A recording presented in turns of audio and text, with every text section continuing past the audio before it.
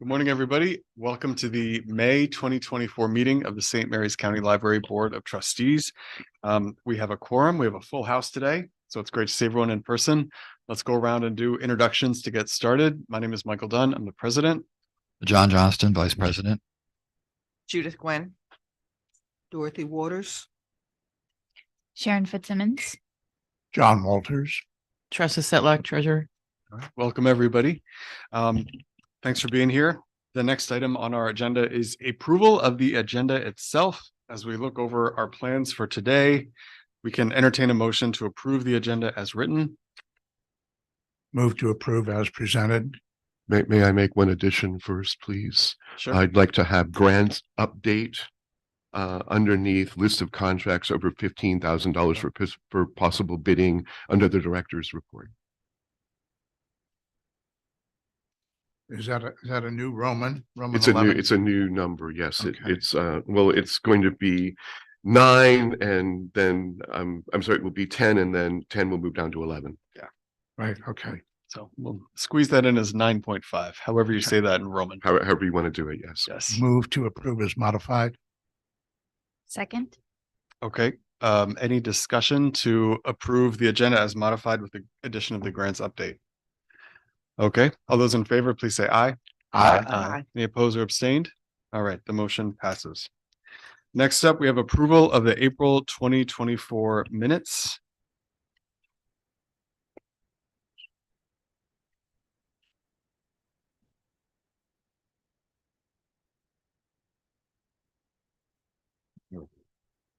I don't think I have them in my packet.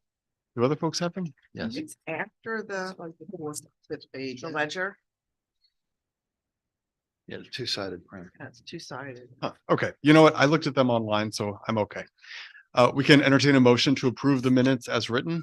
I have one correction. Does that come after? Let's entertain the correction now. Judith, please. On item Roman numeral 7. B5C. B51C. The last thing, Smyrna Retreat. I think the word is director's visit to legislators. Is that what we mean? Michael Blackwell, I think that's. I'm sorry, I'm trying to find it. Could you say it one more time? I'm sorry. Okay, Roman numeral 7. B, under the Smyrna board. The last item is Smyrna Retreat. The last item is C, director's visit to legislators. It could be. It could be legislature singular or legislators plural, and either would be correct. Okay. Because you're visiting the people. Is that what you were referring to? Not the entire body. Yeah. Well, I visit individual people as opposed to appearing before the entire body. So it might be best to say legislators, but it's also just going up to where the legislature meets. So either technically is fine. Okay. You can take off the S or make it legislators. Fine. Okay. So can we? I just found it confusing. Okay. Yeah. Well, either way is fine. All right. So can we move to approve the minutes with the amendment of the word legislators as suggested? So moved. Thank you, John. Second. Thank you, Dorothy. Any other discussion about the minutes? All right. All in favor? Aye. Aye. Any opposed or abstained? Okay, great. Moving on to the monthly expense ledger, the EALs. We can entertain a motion to approve the EALs. I had a question. I have to find it, but I had a question about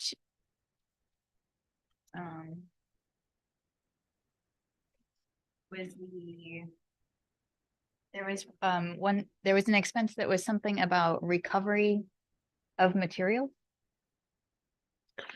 Unique recovery, material recovery. That is our collections agency. Okay. One is fines collection and the other is materials recovery. So it's just part of their billing process. And we use Unique, is used by all 3 counties. And it's a contract through Smyrna. Okay. Actually, Calvert, which has no fines, has dropped them now, but But we still contract. but with yeah, Salt. but so they basically send letters to people with overdue materials, badly overdue. Okay. And that does bring materials back to us. Right. Yeah. Okay, that makes sense. Thanks, Sharon. And that's on the top of page 4. if Yes. Folks are looking. Other questions? There's a listing for Dell laptops and with a Smurla reimbursement. But are those patron or employee laptops? They were both, I believe. We set up how many we need. We need more than that, but we had the budget for this many with the Smurla reimbursement. Smurla agreed to pay for $3,000 and we checked our IT budget and we bought as many as we could at this point. And that's near the top of page 2. I don't have the expense. Other questions about the EALs?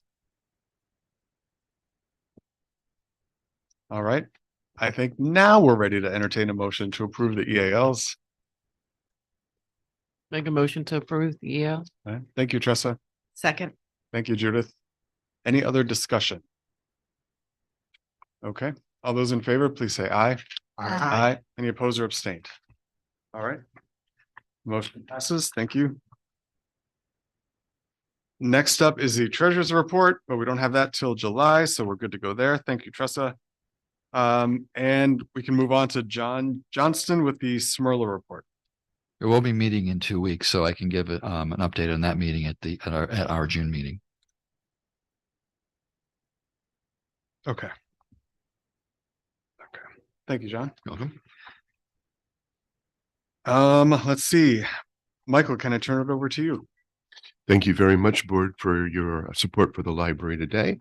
I have one celebration, and that is for Jeff Powers.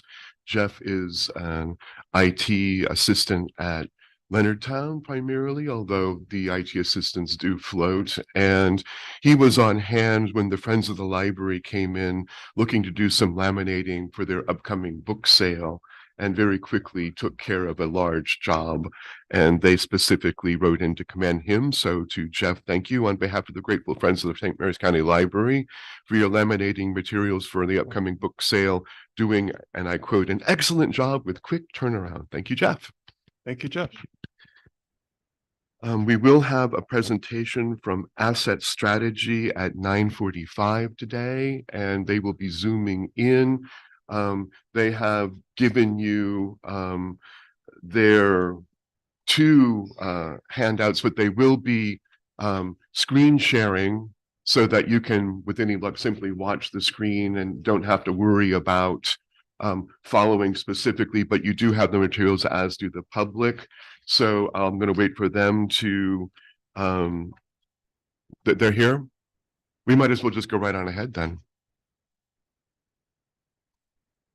And you do have a form that John Walters has presented to you. I did not think we discussed that. You haven't had a chance to talk about that as a group, so we will discuss that later once their presentation is done today.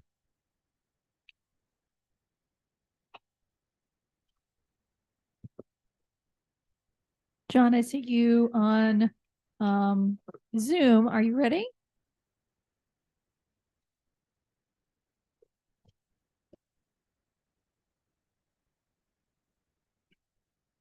And so there's Al.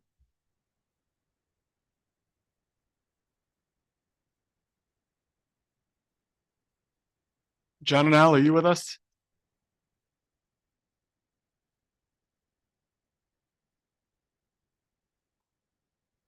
Hi, Al. Did you make it? Okay.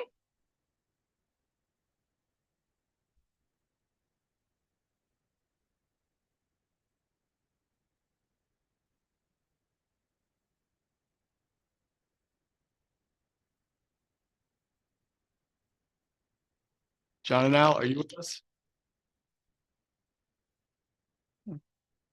Al, did you make it there? I am here, just had trouble unmuting. Oh, not at all. And there I am live, and John should be dialing in since he asked me to There check he is. in early. Hey, Al, how are you? Doing very well. Thank you. Thank you for joining us today. We appreciate it. Our pleasure as always. There's John. Right. Well, I think we are ready to dive right into your presentation. All right, well, good. Let me outline what we want to cover, and just so we keep mindful of the time, how much, 15 minutes, or what's the, Yeah, I think 15 sounds good. all right, so we're going to do a quick recap of the market. We always look at compliance page, and the portfolio CFRS allocation is still in alignment with the IPS. Certainly the total portfolio performance. We want to talk a little bit about risk at the very end, where we have a market value update. And we are also going to talk a little bit about one of the funds, Coho. So John, are you driving or is Michael driving? I just put the screen up. All right, so You were screen sharing and you were driving. Okay. I better keep my eyes on the road. yep. And page 3, John, a brief recap of 1Q. Sure. Yes, so for the committee and public, this page is sort of a summary of what's happened in the past quarter, starting 2024. And in the upper left, it shows what the different U.S. equity styles have been this quarter. And for the most part, the quarter was a continuation of what was happening in 2023, where the growth equity style was a big driver of overall market returns and certainly had an influence in what was happening in your portfolio, led by large cap stocks, stocks such as Google, Microsoft, Amazon. The story is still the same with the group of 7 stocks that have really dominated the big indexes and where the market has gone. If you look down at the bottom of that table, you see small cap stocks gained 5% in the quarter. So there's a big spread between, what the large growth stocks have returned versus what small caps have. And we'll see that in our managers in the report. If we look over to the far right, we have a table on fixed income total returns. And the first 3 lines are what we would call high yield, non-investment grade debt, as well as emerging market debt. So non-US countries and companies debt in the emerging markets. But if we go down the table, you'll see that the rest of the fixed income market was kind of flat or even negative, because interest rates started to go up during the quarter, based primarily on hot inflation reads that were coming in the first quarter, still going on, and reaction to whether the Federal Reserve would be able to cut interest rates early this year or late this year. And now the consensus is moving towards, in the fall, the market had positioned itself to be very optimistic, thinking that the Fed could have begun to cut rates even back in March. And that didn't turn out to be the case. So interest rates went up again in the market on bonds, many types of bonds, and that has an impact on your fixed income managers. So I'll stop here to see if anybody has any questions about this table before we move on to your portfolio. I think we're good over here. Thank you. Okay, great.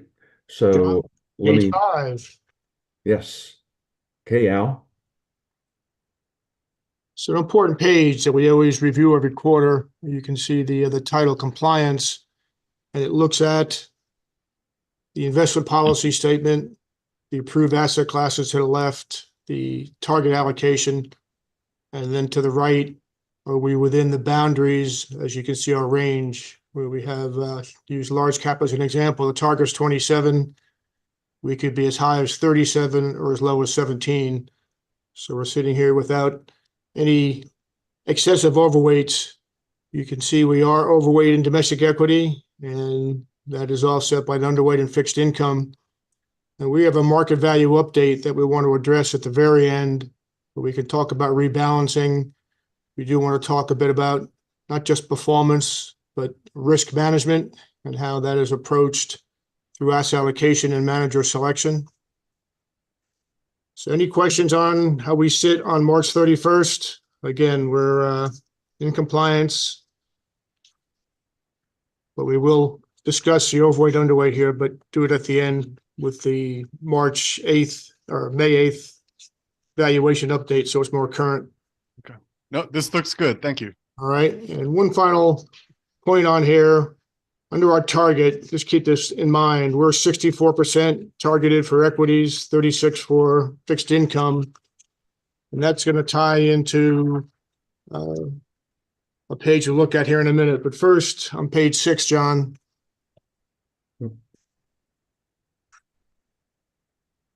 So here we are looking at the total portfolio performance. Let's just focus on the quarter and the year.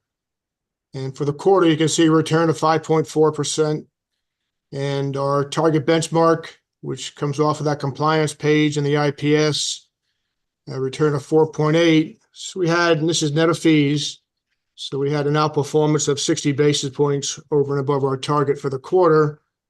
And for the full year, which is back in double digits, reminiscent of how the markets were behaving in 19, 20, and 21. So 15.3, 14.8 for the target. So it was a 49 basis point outperformance. And you can see in the peer universe, which is up above health and welfare with less than 50 million in assets, we are more aggressive, which we'll talk about in a minute. So we do plot up in the first percentile of that peer universe, which is more in line with operating reserves that are supporting and spending money out of that account, where that, as we understand, is not the case with this portfolio at this juncture. Any questions there, just on what's happened for the last year particularly? All good news?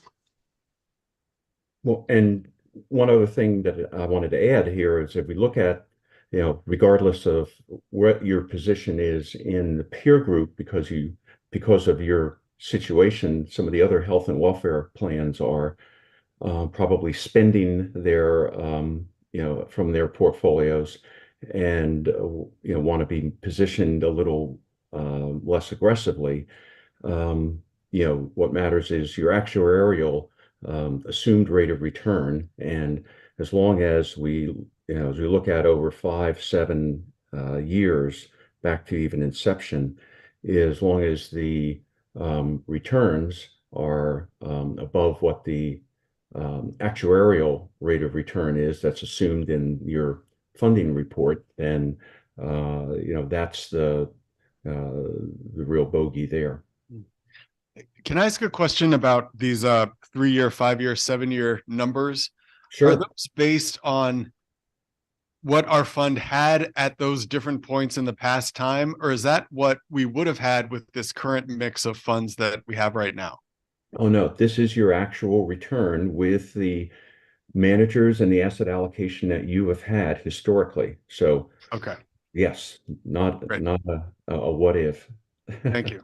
Sure. Does anybody know what the actuarial target is? It's about 3.1 million. No, the percentage growth that we get from Bolton. What's our growth target on the OPEB? You mean not the total amount of what the fund is going to be fully funded? I've presented that to you before, but with Bolton's figures, I don't know right off the top of my head. I'd have to look it up. Yeah. I'm just going to his last point on that, matching it to our numbers. Yeah, we've given you that report, and I can email it again to you if you're interested in seeing it. We get that once a year. All right, gentlemen, I think we're good on this. Thank you. All right, and Michael, could you include us on that so we're aware of the actuarial and I'm pretty sure I sent that to you, but I absolutely will. And just to make sure everybody has the last one. We'll be getting another one in. We have to submit figures to them, and they look at it at the end of the fiscal year, so they'll look at the end of June 30th, 2024, and we should have that in about 3 or 4 months. But I will send the most recent one to you. Great, thank you. So the next page, now we incorporate risk into the metrics here. Let's just focus on the 5-year so we get a fuller market cycle. And you see we're plotting in that upper right quadrant where we have higher standard deviation, but offsetting higher performance. Then it's very hard to see. There's a crosshair down where we have the other orange dots, and those are the other 19 health and welfare plans that are part of this peer universe. And we're making the broad assumption it's a target we're going to see from Bolton somewhere around 6%. And as you can see, for the 5 years, we're getting up close to 7%. And to get to that 3.1 million, which is your full funding target, when this was set up years ago with one of our associates, that to get there, it was deemed appropriate to be a bit more aggressive to get to that growth number or target number. And at that juncture, could readjust some of the risk profile. The return on the funds below at the crosshair, which again, the line is just too light, is around 3.5%. So again, higher risk profile for higher return and achieving that long-term goal of growing the portfolio to get to that magical 3.1 billion. John, you want to add anything? Nope. No. We'll move on to the next page. I'll let you jump in here, John, so you get your voice moving again. Where we're going to be looking at short history on majority of the current funds since we've made a number of changes over the last several years. All right. So this table shows what the history of the fund has been, and takes a look then at the manager lineup that we have deployed in the portfolio for you.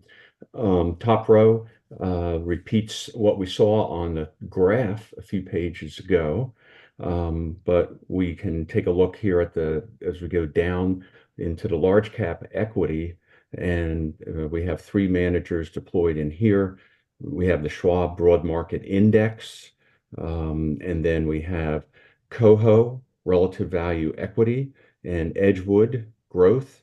And these are both large cap equity managers. Coho has a value style. Edgewood has the growth style. So Edgewood is going to be where all the Microsoft, Apples, Facebooks, and other of the large, they've been tabbed the Magnificent Seven stocks just because of the big gains that they have had, and the fact that they represent over 25% of the S&P 500 index. So let's see, if we then take a look at, go down to the next row, we have small cap Fuller and Thaler, and that fund is doing very well for you. We're going to come back and talk a little bit more about Coho.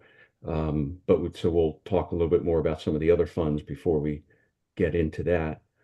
Fuller and Thaler is doing very well for you since inception. So their ranking in their peer group is top percentile in the short periods that we've had them. And we go down to the next row for international equity. MFS is international diversification. So this is a broad international market strategy. It's lagging its benchmark in the short time it's been with you as well. But we have been in touch with this manager. We're confident with its application of its strategy, and nothing to add there. We go next into domestic fixed income, and in here we have Dodge and Cox with income, which was added last year in November. It had a negative quarter, but that kind of goes with those indexes we saw earlier in the chart. But it outperformed its benchmark, which we expected Dodge and Cox to do. So what I did want to do was, sorry, not go down, but back up. And we'll take a look here. We can take a look at Coho. Can I pause for one moment? Sure. John, does anybody have questions about this chart? It's a lot of information. John, go ahead. You've had a good explanation. I guess my question is, why are we still carrying any cash in this portfolio?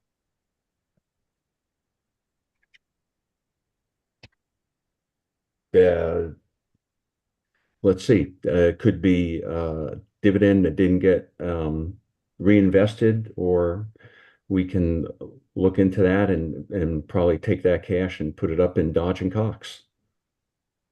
And that's actually part of the asset allocation market value update. We'll talk about at the very end. We will be addressing any overweight, underweights. And that's done every quarter. And any Judith, please. Why are we looking at March 31st instead of April 30th? We do performance reporting on a quarterly basis. We do that, most institutional funds with their committees cover quarters. And it's primarily because the peer groups that we use to compare the funds against, and those are the other institutional investors, in your case, the health and welfare plans, also report on their performance on a quarterly basis. And that allows us to present the peer group to you in terms of how the plan is doing in comparison with other health and welfare groups like yours. You also have an update as of May 8th. Right. Separate update for the total fund. It's a separate sheet that's in your packet. Okay. So the Schwab line is March 31st, but the separate statement we get on Schwab is just the month of April, just because they provide that. That's what Schwab does. Schwab, as your custodian, provides monthly statements. Okay, thank you. Mm-hmm. Sure. All right. Thank you, folks. I think we can move forward here. Okay. So let's see. We wanted to do a little deeper dive into Coho, relative value equity, just because it appeared to be getting off to a poor start. But we want to emphasize the period that you've had them is an extremely short period. But we did want to maybe review with you the fact that the reason why they're in the portfolio is because we wanted to have, as a value equity manager, relatively defensive manager that would protect on when down markets occur and equities have negative returns. So this page that we're showing you here is a calendar quarter page, or I'm sorry, calendar year page. And what we're looking at here is the calendar returns for Coho over the last 10 years. And as we look in the top row here, Coho relative value equity, if you look at the calendar years, in 2022, that was the big down market that took place when interest rates went up. Coho performed extremely well in down market, protecting value for you as it went down. In another down market, 2018, that Coho performed again very well, losing less than the benchmark and much less than its peers, as well as in 2015, which was another negative market.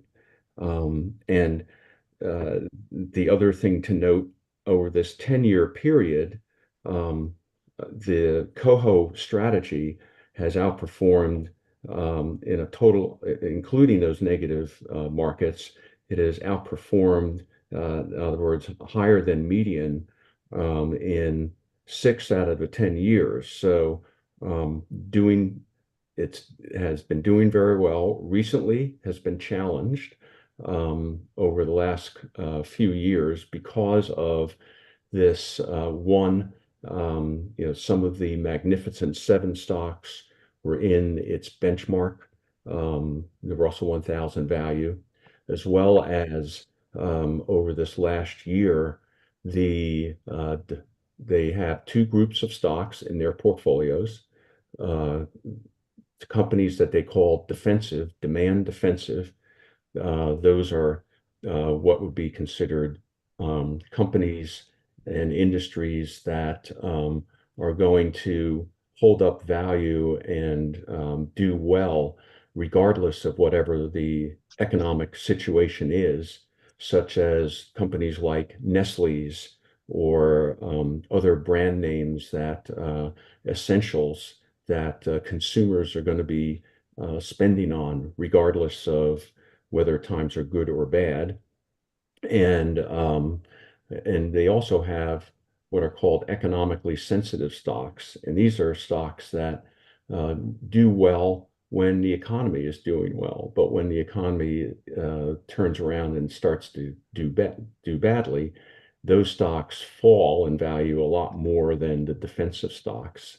And just because what's been happening with over the last year in the market with the GDP growth that the US has had, those economically sensitive stocks have really, really outperformed the defensive stocks that Coho has in their portfolio.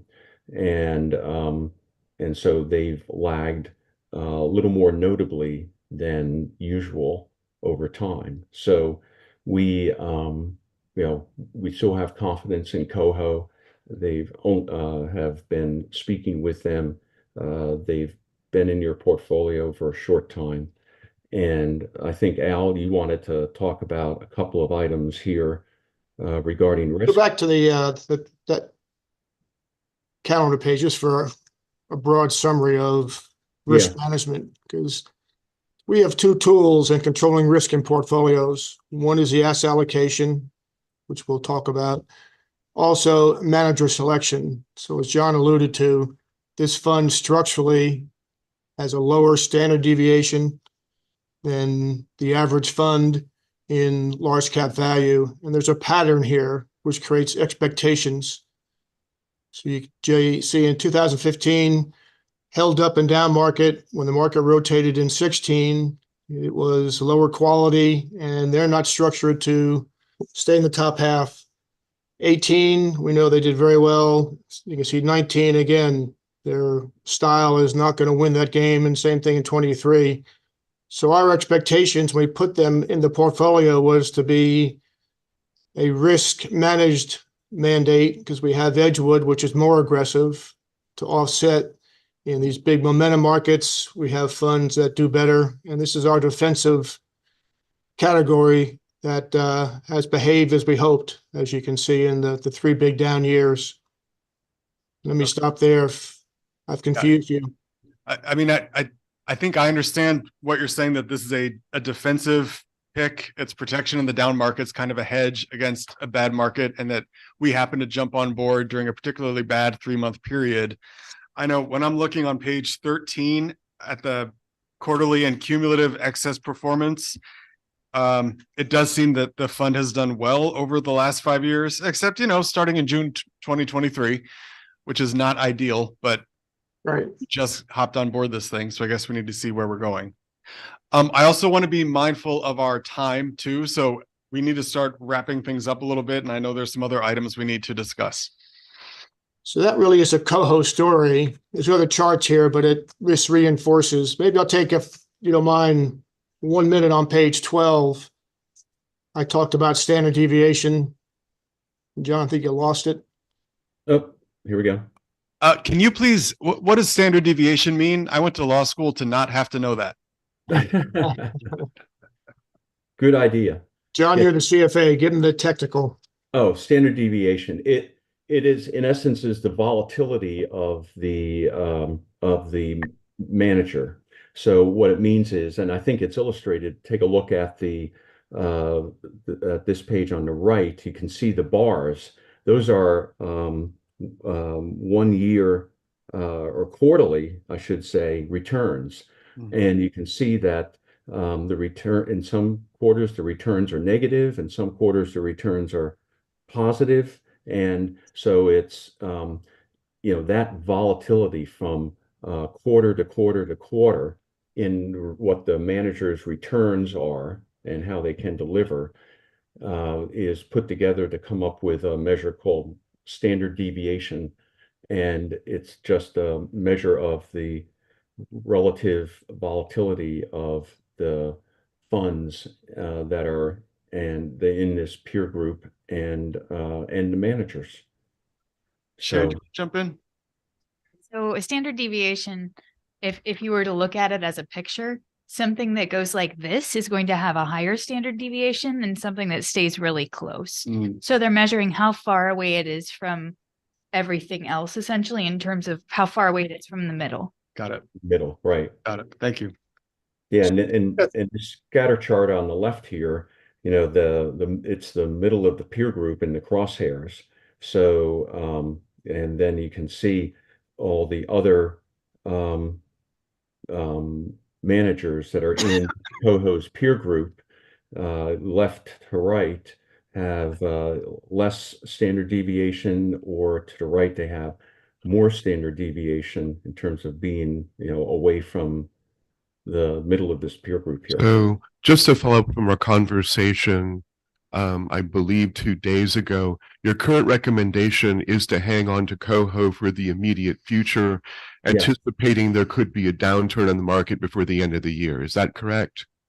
Or even next year, or it's when we're not necessarily predicting when, but that that there will be a downturn, and when that happens, you'll be happy to have Coho in there. Yeah, so that's the recommendation. That's kind of where we're going with this conversation right now.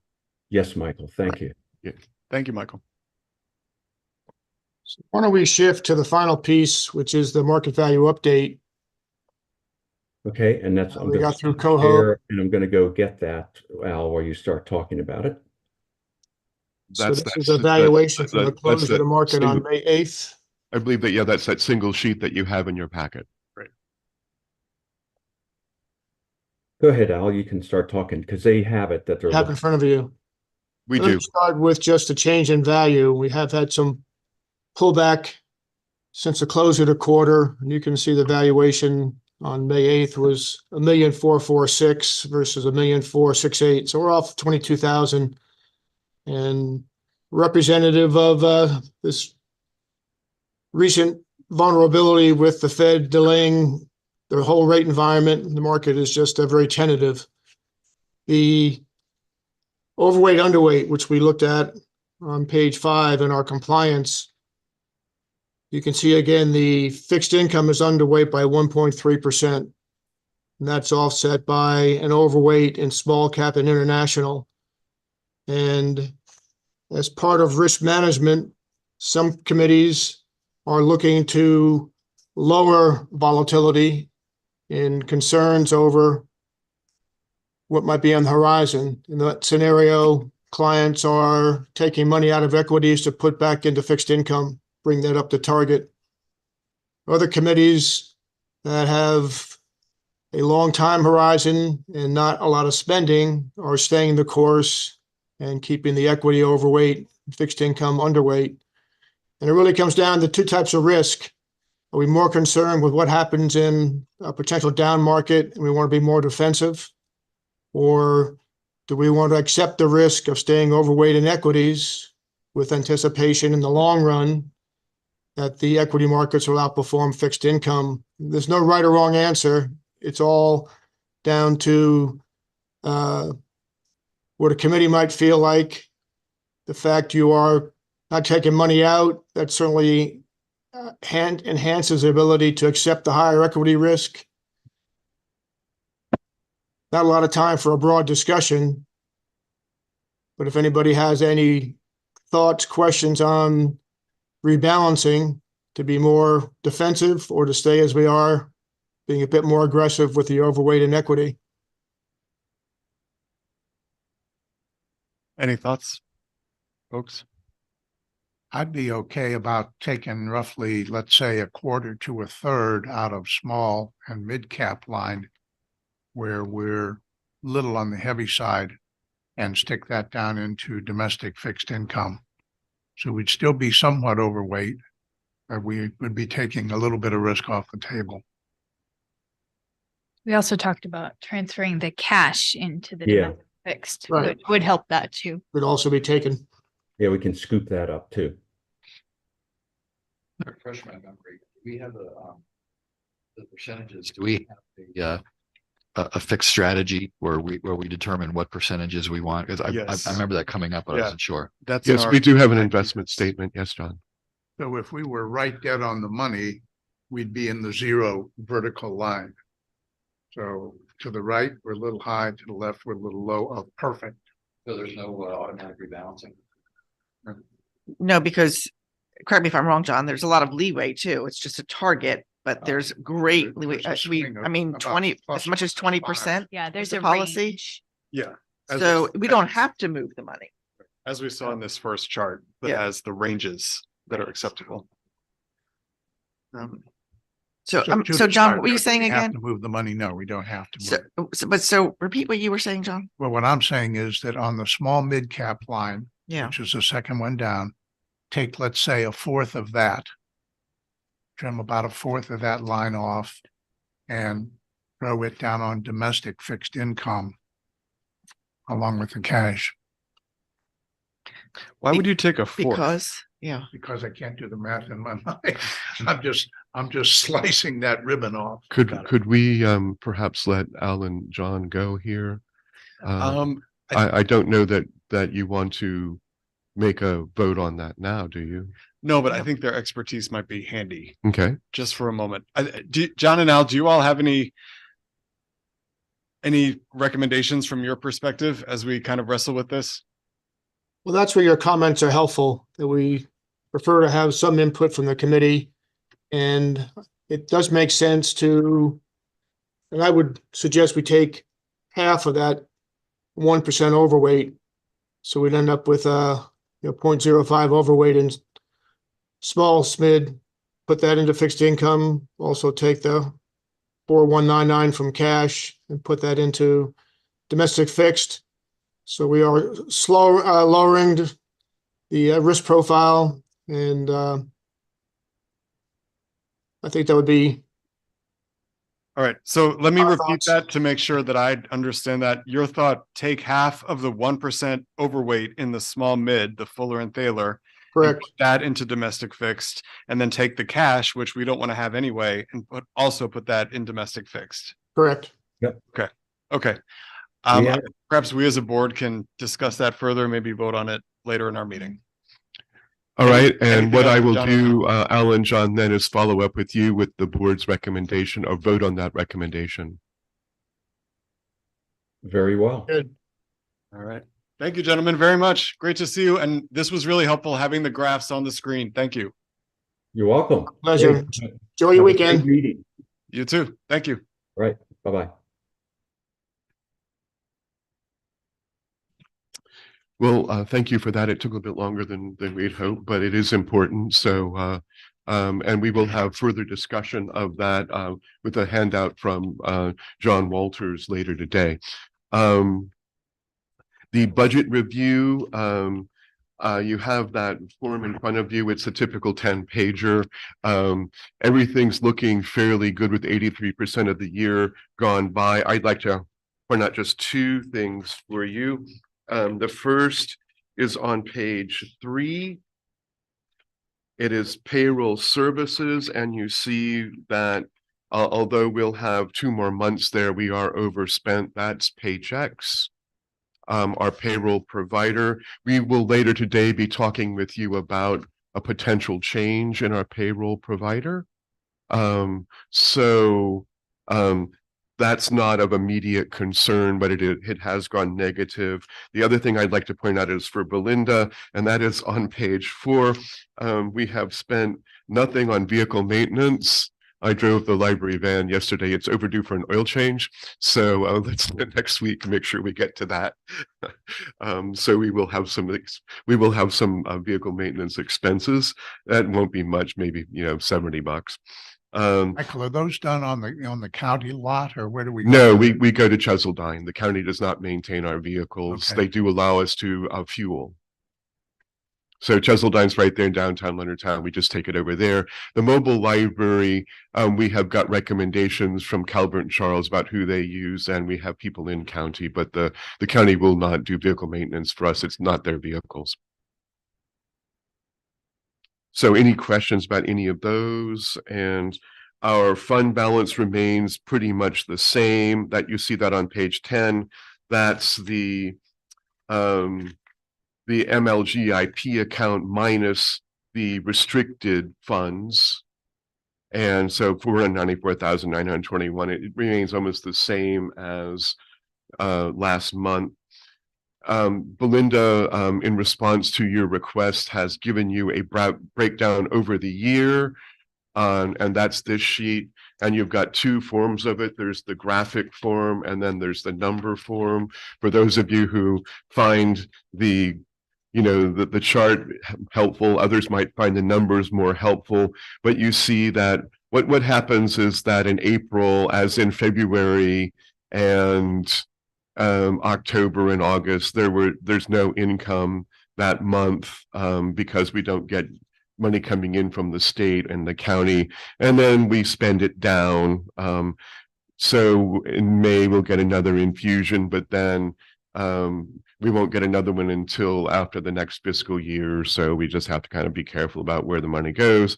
But you can see where the money comes in, where it goes out on a sort of large scale here, and I hope you're finding that helpful. Michael, are you asking for a budget change based on Paychex as of? Not as of right now, no. Okay. We will bring that officially to you.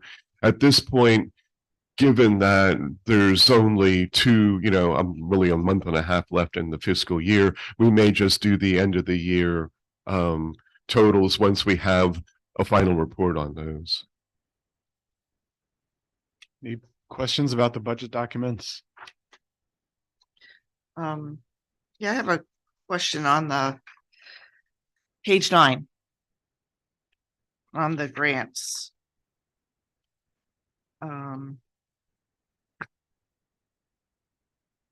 Couple things. I think Which I'm sure line? just not please? reading this. Which line? Which line? I'm probably not reading this right, but there's 3 different numbers for spent to date. If you look at the top, grant expenses, middle of page, spent to date 105,515. And if you go to the end of that section to the far right, spent to date 103,984. I don't see the difference here between those 2 columns, why the numbers are different. And then the very bottom grant totals are spent to date 113. So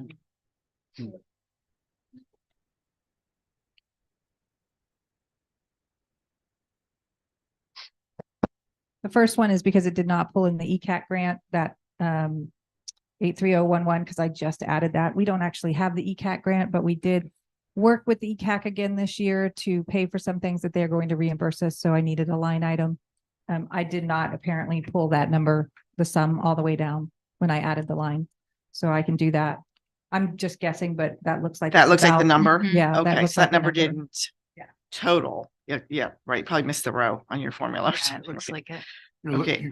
Just to be sure I'm looking at the same spot. Mhm. In the top part, you're looking at spent to date of 105 and on the right, 103. Is that- Yes. Yep. So the very last line, the last row under I see that, that. if Oh. you look to the far left is the very last is state ECAC grant. And that's 1531. And although it shows in the far right, 1531, Belinda thinks the formula didn't pick it up. It's missing under the far left of that line. Okay, And if you put it in the far left of that line, they'll balance out. Or if you add 1531 to 103, 984, they'll balance out Okay. too. So that's basically just a number that's missing and Belinda will add that in. and then the 113. I'll check that. Yeah. I'm not sure, Okay. because it doesn't pop out right Okay. away to me. So generally, under the adjustments, the two grants, the Arts Council and the Van Grant, did we estimate the beginning of the year and they later upped our grant, or did we Yes. go back? Yes. Okay, We didn't estimate. We were told at the beginning of the year what a grant would be. The van grant, they gave us a little bit more money after the new year started to finish out some stuff. And the Arts Council grant, they added to their grant recently. Yeah, And- they, and actually they met a support and said the library could use more money. The fabulous. library is using its money well, so we were very grateful. The stories or, Some of it is, the storyboards, no, but The storyboards funding is not here. I'll explain that in a minute. Go ahead. that will increase again. The Art Council has agreed to give each of our branches a certain number grant. But each branch has to apply individually. So right now, I believe only Leonardtown has put their application in and we've gotten the money. Mhm. So as I get those last few and the branches spend them, that will also increase. okay, thank you. The money for the story walks is not library grant. It's a grant from Dublin AM. I'm sorry, that was my old run. Leonardtown Rotary and Rotary District. But that doesn't show in here. No, it's not a library grant. It's a Rotary grant. In other words, they- they're spending it. We're not. Yeah, it's already spent. It did not come through us at all. No, They Oh. paid for yeah, everything yeah. and just shipped it to us. Easy, great. I don't- Then I don't know if we're on this, the last page where you have are we still on this? It's after page 10. It has like the summary incomes and expenses for the whole year. Are we on that page yet, or am I? skipping Yes, ahead? yes. We looked at that. Okay. Yeah. So I'm surprised to see halfway down under expenses, total operating, and then total payroll, the payroll fluctuating so much, especially in 2 months, September 23 and March 23, like large payroll fluctuations. I would think payroll would run more. Is that something happened there? There's going to be some months where there's three paydays. But that would just be a 50% increase, not 100% Which increase. two are you comparing again? So I can look. So, September, Okay. which is 524, and March is 417. Now, 417, I could see that being an extra payroll possibly. I don't know if you had 3 payrolls. in September March. is 524, which is an extra payroll. It's a whole extra payroll. It's $120,000, somewhere between $100,000 and $120,000 payroll. So September has 3. Paydays are on Fridays. Paydays are on Fridays. Yes, Because I noticed both September and March had 3 Fridays. yes. Excuse me, 5 Fridays. Yes, there is always one in the fall and one in the spring. I will say in FY 2025, it's actually falling in December and June. But Belinda, I take Judith's point though, that in August, the payroll was 297. It's a $224,000 increase, not a 124,000. Is that what you're? Yeah. Yeah. So it's, I don't know if we gave out, So you're doing August to September now.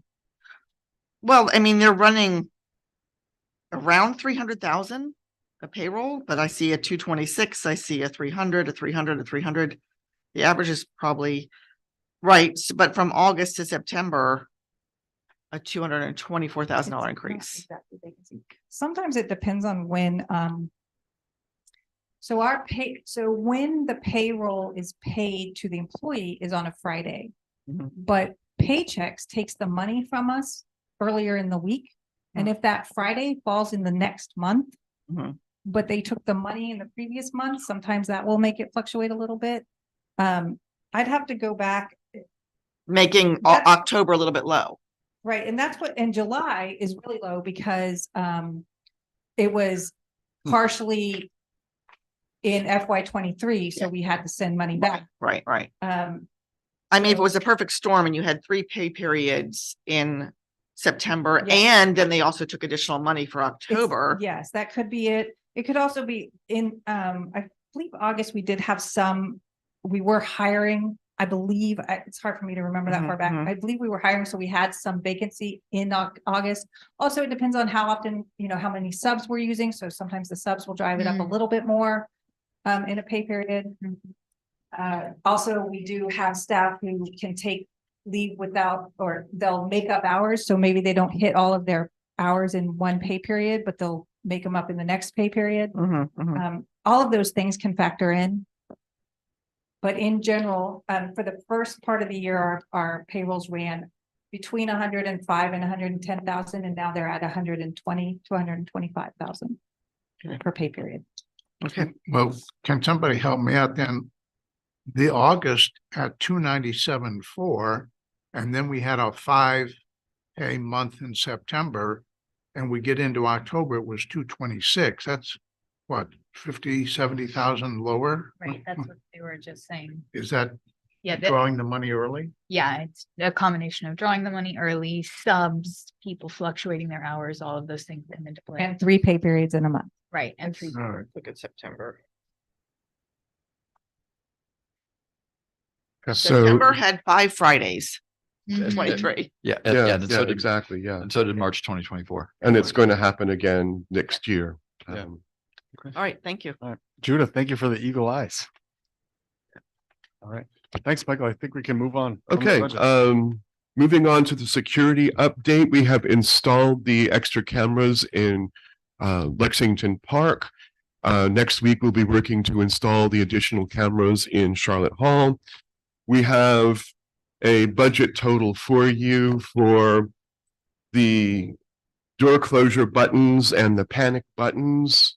The 3 locations and the mobile library, that total will be $7,801.80, including a everyday $1 fee for each of the locations for the monitoring. We have set aside $10,000 from the Friends of the Library budget that has built up to do that. So it's really just a question of when the county can work with us to do that, because the cameras we can install ourselves, but those upgrades require the county to be involved. And that, as you can see from various things, can take some time. Did you say $1 a day per spot? For all 4 locations, it's $1 a day. Yeah. And then there's a monthly, it'll total up for a certain amount, in the yearly basis, but that's not particularly significant in terms of the expenses. That $7,801 does include that amount. Great. So we have the money, we have the plan. It's just a question of working with the county to implement it. Thank you for working on that. Question, are we keeping camera tape for a certain amount of time? Yes, we do keep it for a certain amount of time. It's 2 weeks. And then it's taped over basically, and there's no taping involved, but just my old fashioned term. We are able to save footage out for particular incidents and have in the past. It's a very rare thing, but when an incident happens, we want to save the footage, we are able to do that. And so other questions about that one? Michael, is that a rolling 2 weeks or is it a finite 2 weeks, like every other Friday or whatever? It'd have to be It's rolling, Okay. just every 2 weeks, yeah. by the date. A quick legislative update. When I gave you the update last month, I did not include the fact that the Special Library Resource Center, SLRC, got approved funding for 1 year, and that helps provide databases and interlibrary loan across the state. So we're very grateful for the legislature for the 1 year. We had asked for multiple years, we got one. And then, so we'll be going back next year to look at funding for libraries again. But it was a very tough budget year in Maryland, and so happy to have that increase. The Story Walk at Hall in Leonardtown, if we could see just a couple of slides here. Both story walks are done, and that was paid for completely with a grant from Leonardtown Rotary and the Rotary District. I don't know why the president of Leonardtown Rotary decided that the library should get it. That's me. Everybody voted on it. I didn't, just say, hey, the library could use story walks. And so a huge thank you for SMECO for coming out and drilling the holes and setting the posts. They sent out crews with post hole diggers, and they did about 2 and decided, I think we could do this more efficiently. So at both locations, they brought out an auger, and you see the folks, and those are some very strong gentlemen. If they were not having luck with postal diggers, I don't think Leonardtown Rotary would have had any luck with them at all. So thank you so much. And you see them going ahead and installing those. And next slide, please. Are we able to? What's that? Thinking.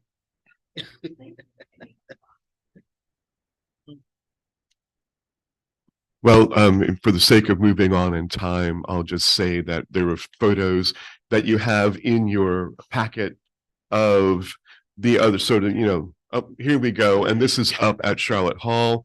A warning to the general public. It's a beautiful sylvan kind of location. Do not stray far off the path. There is a lot of poison ivy there. And right in back of the gentleman, all those little kind of darker green, that's all poison ivy. Hooray. So next slide, if we can. Is that like a sidewalk they're putting it next to? That is the multi-use trail. Oh, okay. The trail that already exists. It's like a bike We trail. got permission from the county and to put it right along the multi-use trail. And I'm very glad that we had them come out and mark, because I didn't think there was, the county said, oh, there's nothing along either side, but it turns out there are on one side, there were fiber cables. So I'm glad we didn't break those. This is Ms. Robin from Rotary installing the acrylic units. So next slide. And this is kind of what the finished product looked like at Charlotte Hall. So you see it's on both sides. They're about 10 yards apart each. So you're looking at, maybe 200 yards of walking, but it's primarily aimed at, people who have young folks with them. So we don't want to make it a marathon or anything. But thank you for Rotary and SMECO for this. Oh, hey, well, here's one from the Leonardtown Library. You can see the library in the background there. And so we do have thanks to SMECO and Leonardtown Rotary on the first of the posts. And then it's just a story. And there's also one right out here that Cub Scout did as an Eagle Scout project some years back. So now we've got one in all 3 libraries. And we put a page in SMECO's employee newsletter to acknowledge the work of the crews. Good. That's awesome. What a great partnership. Give you a quick mobile library update as well. And in your packet, you'll see some of the numbers, and you have charged me with basically following along with that. And you can see it's really only 2 months in that we've been doing a lot.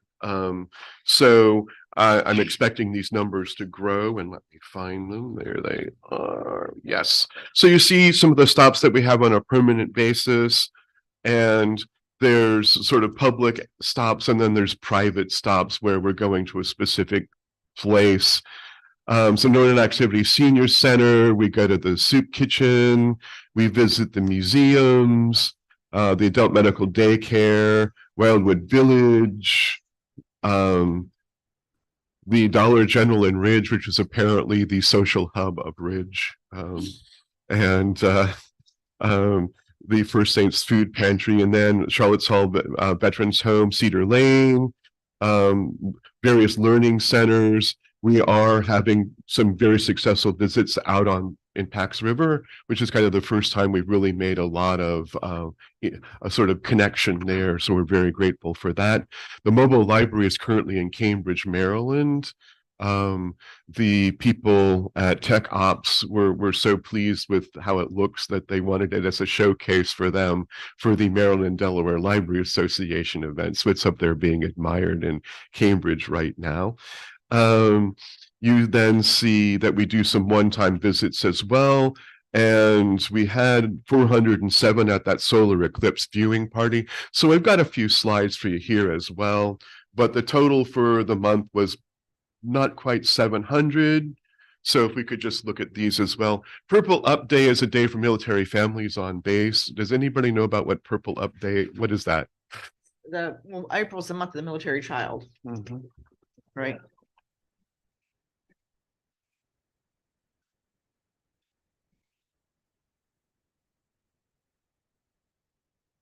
So you see folks visiting the mobile library on the base for Purple Up Day. Lots of young smiling faces there and parents with them.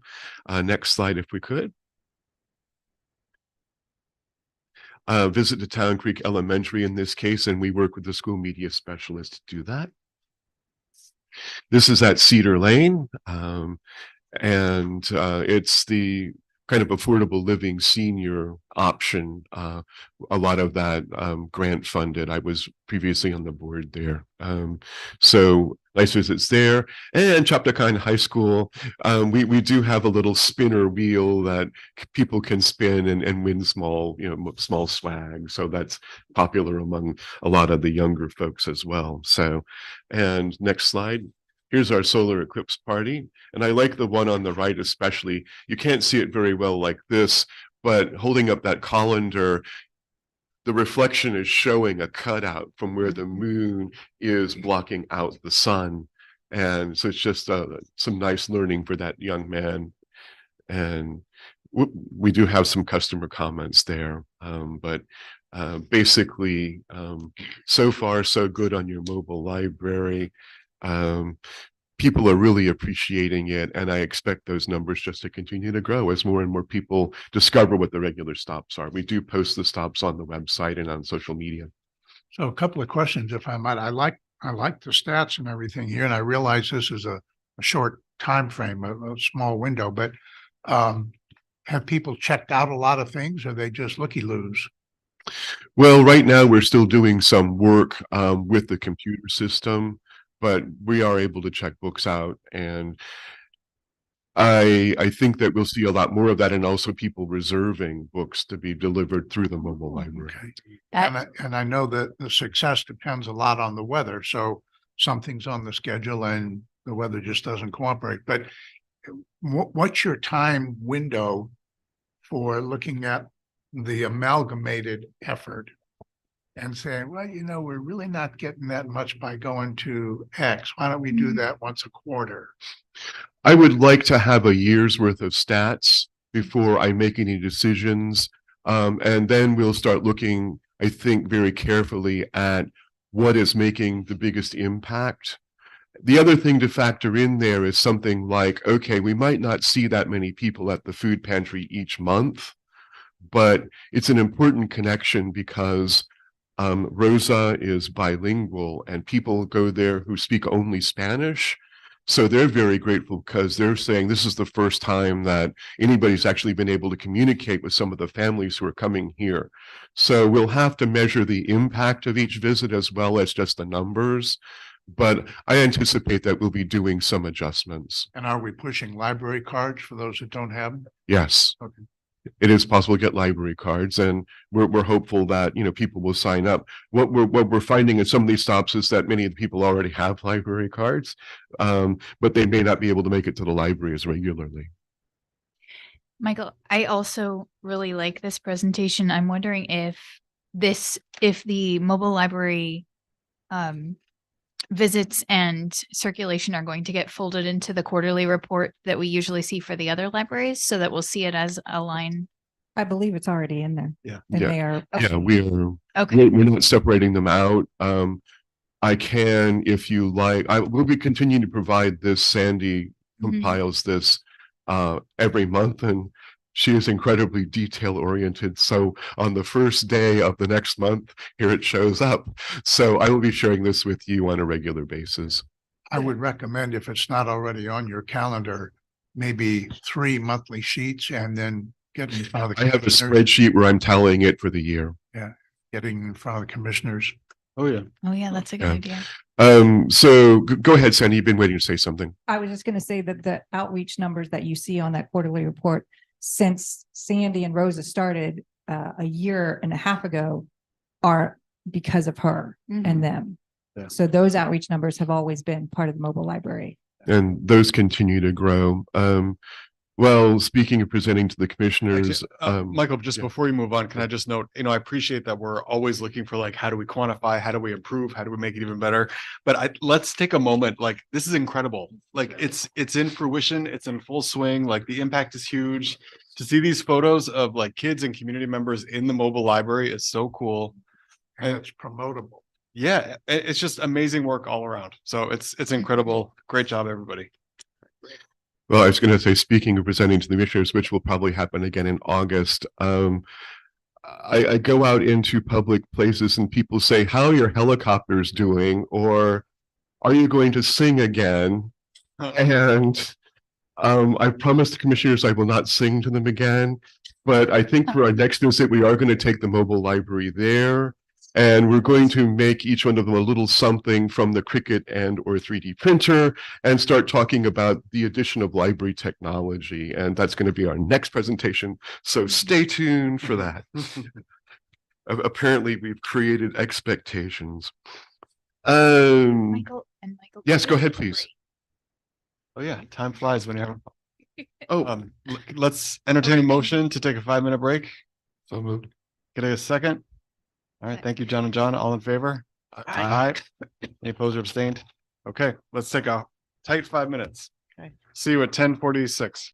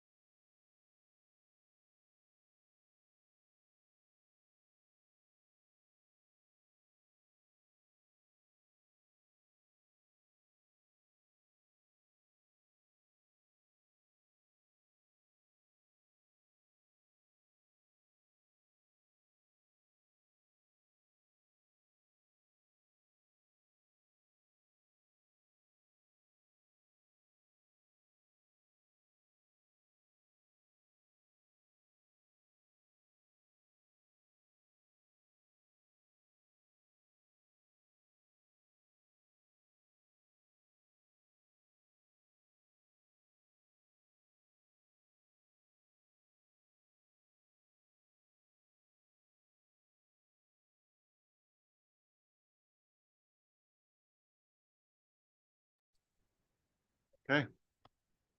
All right, welcome back, everybody. Michael, back to you. The strategic planning update. The strategic planning process is nearly complete. We have literally hundreds of pages of data from Library IQ. I'm very happy that we've been working with them. At this point, they presented a draft of the plan. I reviewed it. They presented another draft of the plan. Our team reviewed it, and there were 16 people from the library on that team at all levels of the library. And so now they are preparing what will be for them a final draft. Now, that doesn't have to be our final draft, but they're going to present that to us. I will next month. I thought it could possibly have been today, but next month you will see that plan, and it will be up for then for your approval, and we can make changes on our own. But basically, Library IQ will have completed what they consider to be the necessary steps. I'm looking forward to it. I think it's going to be a very solid plan. I did remove a few things that they put in there. For example, they wanted to put a lot of testimonial from the public or suggestions from the public. And I said no, because those will look like actionable items. For example, one member of the public said, gee, the mobile library is great. You need 2 more. And you say, well, okay. And when some kind soul comes up with, and public, please listen, several $100,000 to give to the library, we will do that. But I don't want something, a really ambitious public statement to look like, yep, we're going to do that. So, but what I really like best about the plan is that there are many, many, many actionable items. So it's not just a big strategy. There's all kinds of things within it that will help achieve goals. And we have reviewed those. Some of them are very aspirational, and I don't know if we'll be able to do all of them, but others we think are eminently doable. So it's going to help guide our operations for the next couple of years. So I think it's been a very good process, and I hope you'll agree when you see that draft next month. So I note that next month we're going to be getting the strategic plan and the FY25 budget plans, right? Yes, that is correct. Okay, so that's going to be a lot to chew on. I think if we could get that as soon as possible, just so we can kind of read it and think on our own time, we would really appreciate that. So we're going to have a lot of conversation next month. I will get you the strategic plan as soon as it shows up to me, and we will print off copies. So it should only be maybe 12 pages. Yeah. So I will get that and we'll print it off for you. And at least 3 of you now appear to be wanting to have your print off done here at Lexington Park. So we'll happily do that. It's no issue for us. So I'm sorry, Mike, is it what's the name of the company? Library IQ? Library IQ is the name of the So do they yeah. take our edits and comments and do a final version, or well, where's they're presenting what they consider a final version, and they will present to you virtually next month. Okay. But you're going to have that ahead of time. As soon as I get it, I'll share it with you, but they will be doing a presentation to you. But you don't have to take that as your final. If there's something that you'd like to see changed about it, you may still make that change before you approve it. But Library IQ says basically when we're presenting to a board, that's what we consider. That's the end of their contractual obligation. Yeah. So if we want to make any changes, it's on us to make. Yeah, and you Okay. can still do that if you All right. want to, but I'm hoping you look at it and say, this looks pretty darn good. Do you know when they're going to send it to you? I don't have a final date. I asked for one change just this past Wednesday, so they're probably chewing on that, but it should be, I'm hoping, next week. Okay, great. Thank you. Mr. Chairman, could I also suggest that you and the other Michael put your heads together? There may be some housekeeping items that we don't have to talk about for a month. Flip them over so we can have more time for these 2 big things. Yeah. Yeah, that's a good thought. Thank you. I can just keep things pretty much off the agenda, kind of more general updates off the agenda as well. I'm sure you'll want to see the budget. And other than that, we can just say, here you go, here's your 2 big things. I gave you a sheet that has the current policies for equal opportunity statement and harassment discrimination. The words genetic information, you asked this last month, were already there. So we no need for action on that. A couple of you heard about that as something to be concerned about in policies when you went to a board retreat for the regional board retreat up at Smyrla. We've already had that in there. So we're covered there. Thanks for checking. I have for you, and thank you so much, Belinda, a list of contracts for this fiscal year. Other contracts that we have are done with the county or with SMRLA. And so we don't really have the ability to renegotiate those. We can certainly talk with SMRLA and or the county, but basically that's not things that we're able to do. And the sort of magic figure with the state through Emma is 15,000. You have to bid something over that. If you look, you'll see we have very few that are going to get there. So those are possibly Verizon Wireless, where we've recently made a change to add a few things to. We may get there. Paychecks, and we've seen that it's already gone a bit over what we estimated. And Belinda and Marianne are already been looking at new vendors and have meetings set up to look at some new vendors there. And our concerns about paychecks are in part the cost, and also that while they may have things that would work very well with very, very large organizations, a number of the modules they have simply don't suit us very well. And we're also been waiting for some updates from them that have not happened. So we will be looking at paychecks. That's not to say we're going to switch away. It is a fairly major thing to switch away from your payroll provider. And if we do it, it would be come January just because of tax considerations. You don't want to break from one company to another in the middle of a tax year. But we are looking at that one. The other possible one is Hoopla. The annual cost of that has gone up to about $70,000 a year.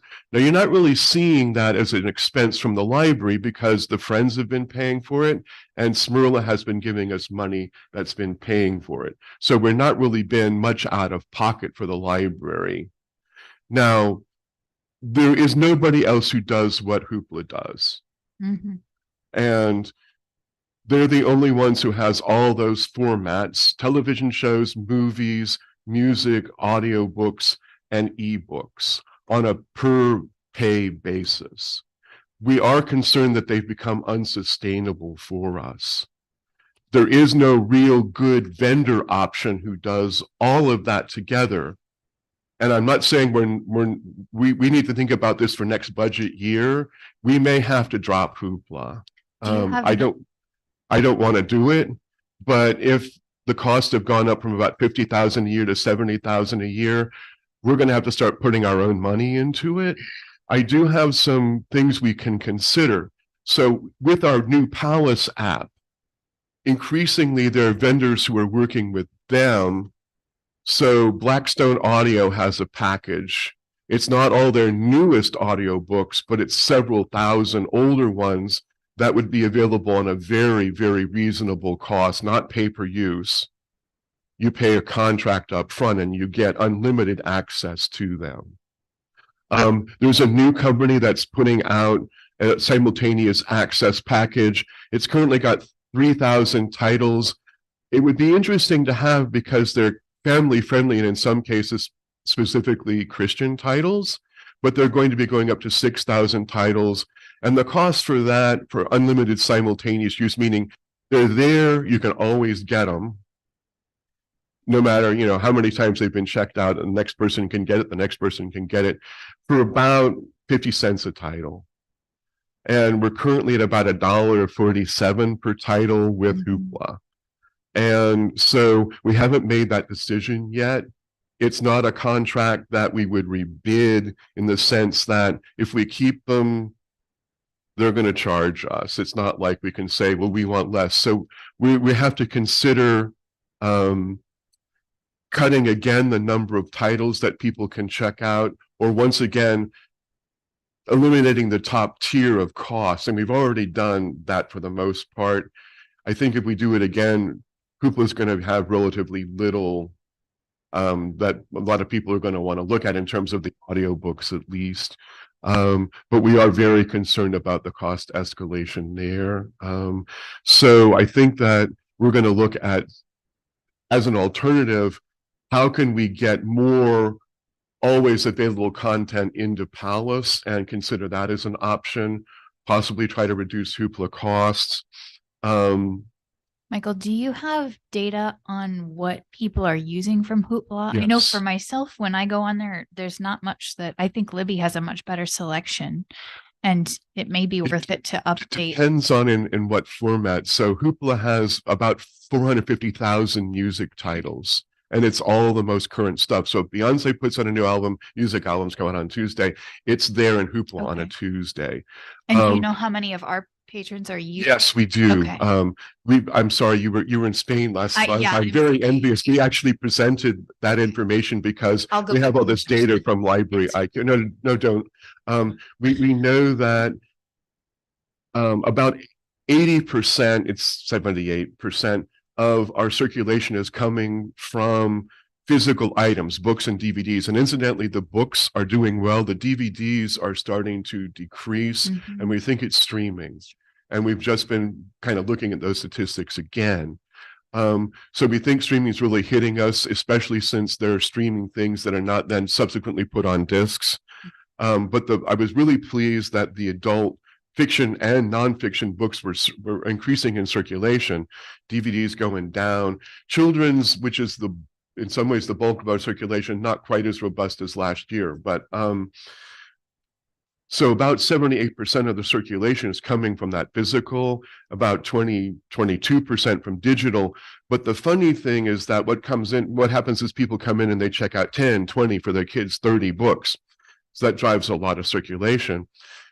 About 57% of our unique users are digital. So they're not checking out nearly as much. They get 1 or 2 items a month, but there's more of them. And about 15% of our unique users are Hoopla users. So I'm really concerned about slashing it or getting rid of it. But if it becomes unsustainable in cost, we're going to have to try to push people somewhere else. Michael, is there anything in Hoopla that can be unbundled? No. You basically, well, you could eliminate a genre. The trouble is that the big two are the ebooks and the digital audiobooks, and it's especially the audiobooks. So if we took away those, then the use would practically disappear. So you couldn't say, I don't want any audiobooks. You could say, I don't want any audiobooks over this cost. And we've already done that. Have you, or I think this is actually a broader question than just us, but is there a way that libraries could look into an Audible account with Amazon, just like we have the partnership with Amazon for digital books? Because Audible is pretty big. Well, we can get Audible through our Palace app. Okay. And Palace is the only place where you can get the Amazon original and the Audible content. And if you look at the Palace app, we do have some Audible titles in there. I'm listening to one right now called Artemis. It's a sci-fi thriller by the same person who wrote The Martian, Mr. Weir. Fascinating read. Time for some reader's advisory. So I'm hoping we'll do over time is increase those Audible content through Palace. And that's another option here for where we'll move the money. In terms of getting specific contracts with the streaming services, call it Netflix, or through Audible, so far libraries have been stiff-armed. Okay. We'd love to do it, but I don't think that it might be so prohibitively expensive because they don't want to lose the individual business. Mm-hmm.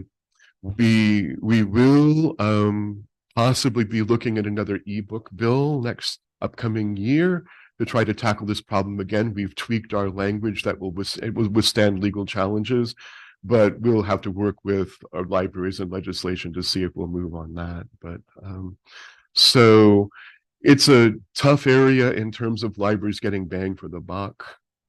So we are thinking about that, but I've taken up more time than I wanted to, other than I want to explain why that's not really something we can bid, but we will act on it. The two that I think we're looking at in terms of having to, well, actually, there's another one, state auto insurance. So there's about Paychex, possibly Verizon Wireless, and the state auto insurance are things that it looks like we will wanting to be working on. But I want Belinda to start kind of talking a little bit about this as well, because there are considerations with just about all of these. So if you look at ASCII and ASCII, for example, nobody else in the county is really providing all the services we need. And we've got a great working relationship with them. I mean, basically, Belinda can call up our rep there and get an answer in 10 minutes. So I don't think that you'll be looking at rebidding that one. You've just done asset strategy yourselves this past year. Okay, if I can jump in on the ASCII. So if we're asking for a 3-year review, then it would be 25. It's regardless what type of service you're getting. We're not saying if you're getting bad service, review it. We're saying everything gets reviewed. You may choose not to make a change, but you're going through the process of reviewing. And I would raise my eyebrows when you say nobody else in the county. In a digital age, your accountant doesn't need to be in your county. My tax guy is literally in Nevada. So don't, and I know it's nice to think they're right here in town and we can meet with them, but you can't get hung up on that either. What is your need? And Well, literally, we anybody- look at them again, and if it's a 3-year process, we'll look at them again in 25. But it really is more than just, all right, they're doing something for us once a year. This is a monthly thing. I understand. Yeah, and also they understand the library account. And you may choose not to make a Yeah. change, but Well, but they're still in the cycle because who knows what next year is going to bring. all right, well, We just don't know what's what gonna I be, so- can do for you is with these is we can set a year for, if you want a 3-year cycle, set a year that this will be reviewed. I don't have any problem with that.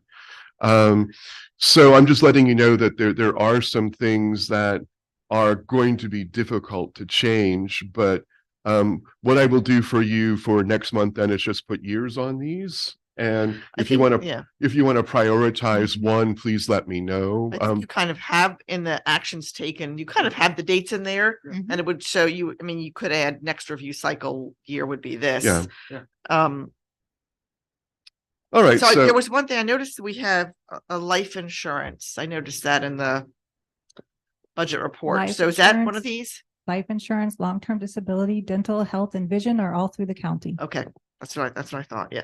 If you bundled them and went to the same broker, and you don't have to because these are two different services. I'm not sure what the Selective Insurance Company, what kind of insurance is that? I'm sorry, bundle what? If you bundled your insurances and went to a broker and said, I need these different types of, Instead of going through the county? no, I'm talking about the Selective Insurance Okay, Company so the liability insurance. and the state. And I don't know, what is Selective Insurance Company Selective insure? is the broker. But what are they insuring? Selective is the broker and they bid out to state auto insurance. So they're the one bidding to state auto. State auto does our workers' comp, our liability just for the buildings themselves, our auto. We have in our business. Workers' comp, auto, liability, In business. and business. So we can ask Selective to bid out again. That's something that we can do. So we're paying Selective $6,000 Mhm. to get the contracts for us. And they work with the insurance for us. They are our go-to for that.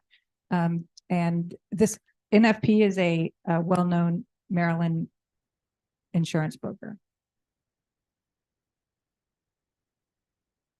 Okay, then I kind of wonder like why they're broken out. Isn't this is one transaction? If you're going to go through Selective to get your insurances, I have to pay them separately, so that's why I broke them out. okay, They're separate contracts. but you're not, but you're going to get your, The state auto bills us, but Selective brokered it. Okay. And they bill you separately Yes. for getting the contracts. Interesting. And it's not the only thing they do, but yes. Yeah. Can I ask, did Selective choose State Auto or did we choose State Auto? I don't know that answer because they've been with us since I started. Got it. I think we need to take a deep dive into that line item. Something's not clicking with me on that. I mean, these people are compensated. They're the agents, right? Yes, They're compensated for selling that policy I'm sure they are. and we're Well, paying it- them to look around. They're paid I- $6,000 to. I It seems think really this is high. normal. It seems really, This- that seems This is really, normal. We can ask Selective to rebid to the insurances if we want to. no, I mean, going to different, the competition would be going to a different broker. It would. So that's, it just seems like a really high finder's fee for them. It's 60% of the total. Anyway, It's I- again, not yeah. the only thing they do, but yes. okay. And I think it would help us if you could put those factors in here, workers' comp, auto, business, as well as liability. So we can get an understanding what we're insuring there. Do they also do our liability, EOD? Yes. Yeah, this is the board's liability as well, which is $1 million. Just to point to the thing, so I'll put some years on these, and if you want us to add more detail under what Selective and State Auto are, can do that. I'll point out the very last item there, waste management. Right now, at Charlotte Hall, we're working with Smyrla to try a new vendor other than waste management. And we want to see how they do and what their costs are, so call it a pilot. And if that proves to be fruitful, we will switch that contract. But I want to see their service first. You can't go by what consumers say, but if you look at Better Business Bureau and their website, it's kind of ugly. So we want to see how they're doing. But if that's promising, then we'll be switching that one. So there's really, Is that only for one locale? or- yeah, for now, yeah, we're piloting it. We want to see how we do at Smyrla and Charlotte Hall. And it would still only be a switch for one other group because Leonardtown is with the county. We can't switch it. Is the Atlantic broadband contract also with the county? Because it's not on this list.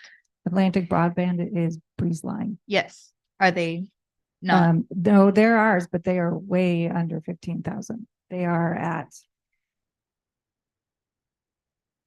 Oh, I don't have it on me right now, but they're also the only option at the moment. for Okay, us. so we can't get, I know there's been a lot of changes about FiOS becoming, or fiber becoming available because of the national.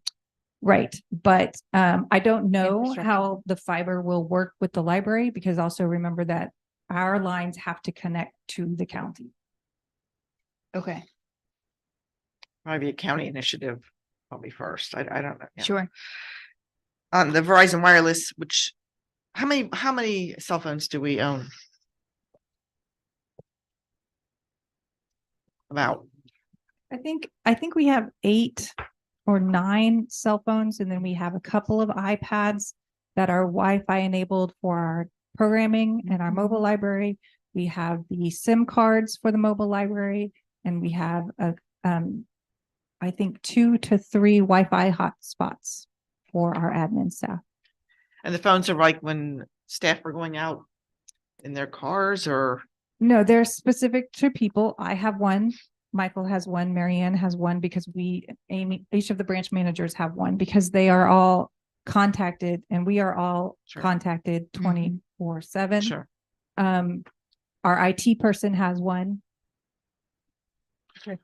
The other So- reason for it is that our phone records are subject to Freedom of Information Act requests. Mm-hmm. And so people who make a lot of calls on behalf of the library to the county or outside, we want them to have a cell phone so that they do not have to have their personal cell phone records accessed.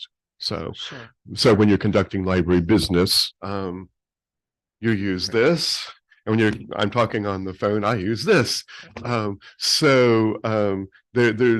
kind of the reason for some of the duplication yeah. there. Yeah.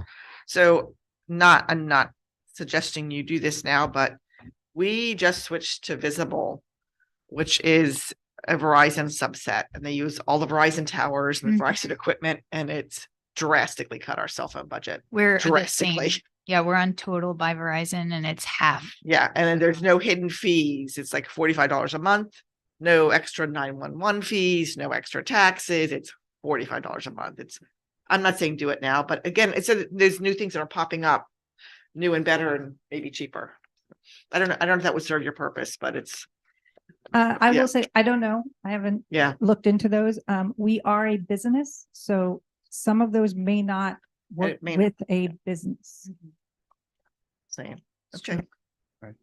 Well, thank you, Michael, for pulling this together, and we'll continue the Well, conversation. thank you for Belinda for putting it together. Let's thank you, go ahead and be Belinda, honest. for pulling it She's the one who's paying most of the stuff out, but let's see, grant update, and then I don't know if you want to move director evaluation form down to an action item or not, or if you just want to have discussion, and then we still have to have discussion of the critique of asset strategy that John put forward. I don't think our closed session will take a lot of time, so I think we'll be okay for time today. Grant update, we are applying for 2 right now, and then we have the grant cycle for the state coming up. We have asked for a congressional earmark of $1 million to try to get a solar installation in front of this library. It would be an area raised that cars would park under, so it would provide weather shelter and have solar panels on top. I don't know if we're going to get it. When Congressman Steny Hoyer came to Leonardtown Library, we said, "Hey, we're applying," and he asked his aide to take note of that. So, fingers crossed. And when you say we, is this the library or the county? The library. Okay. We've asked for a congressional earmark of our very own. I don't, I'm not particularly hopeful, but hey, you never ask, you'll never get. We're also applying for a grant or from SMECO. Oh no, is it SMECO? TEDCO, I'm sorry. But not for solar from SMECO, is that? EBSCO. EBSCO is a library company, and they also give grants for solar. So we're asking for a possible grant for solar for, again, Lexington Park from them. TEDCO would be a grant for a youth-oriented makerspace. And they offer $25,000 grants. The catch on that is that you have to have a match. So we are asking around to different entities in the county, primarily contractors who might have an interest in supporting youth STEM activities. And we don't know, unfortunately, there was a really fast turnaround on the grant. We don't know if we'll be able to scare up enough support to get a match, but we are going to try that. We are going into the LSTA, Library and Service Technology Act grant cycle. Those are the state grants. We are limited to $30,000 max on the grants. We can ask for up to 3. And we are certainly going to be asking for one that would put in a study carrel space. They're modular at at Charlotte Hall, where there are no separate study spaces. So we're going to ask for that. The others, we're still finalizing our list, but we'll have those done by next week, and I'll update you on what we're kind of asking for. We asked last year for grant support for making our live story times ADA, so there's having a person doing sign language there, and we didn't get it. We may revive that grant and try again, because it's something that when we do offer, we see story times fill with people who appreciate that. So we will be asking for more grants as that cycle comes through. So we're starting to up our grant asks. More on that later. So I'll turn it over to you, Michael, for new trustee business, where you might do the John's critique of asset strategy. And I don't know if you want the director evaluation form to be a discussion or if you want that to become an action item. I've reviewed it and I am fine with it. But if you want to have that be official, you could decide an action item. If you just want to discuss now, let me know. Mr. Chairman, before we go further, let's not forget, we've kind of got in front of us a recommendation from the asset strategy. I was people. going to move that into the action Yeah. item. Okay. I think let's talk about the director evaluation forum as it's on the informational chunk of the agenda. Judith, thank you for all of your work pulling this together. Do you want to talk a little bit about this document and how you've approached it?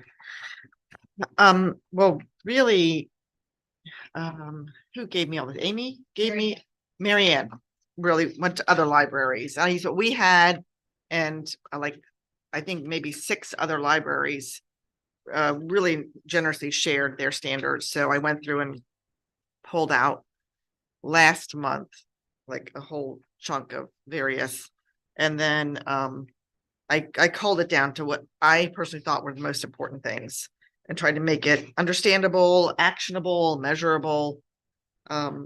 But I don't have any pride of ownership. If you want to shop it up, and that's fine with me. I mean, I think it still needs work. There's a lot of grammatical and some punctuation and a couple of words here. So I think I'd wait until next month and then maybe pull in a final. And but the big thing is the instructions. We talked last month, Sharon, about the recommendation from our board training was to go onto the fiscal year schedule to match the budget to match actionable items. Makes sense to me. Makes sense. And so we would have to deal with the first 6 months of this year, possibly doing a short review, and then go on to the full year starting July 1st, 2024. And I put in dates for action to ensure that we get this done in a timely manner. It's only fair to the director. It's only fair to do things when they're memorable, not months later. And if you don't put dates in and deadlines, it kind of drags on. And really, by the first 30 days after the year, you should pretty much have your data and know what to do, unless anybody objects, which would be the director if you object to those dates.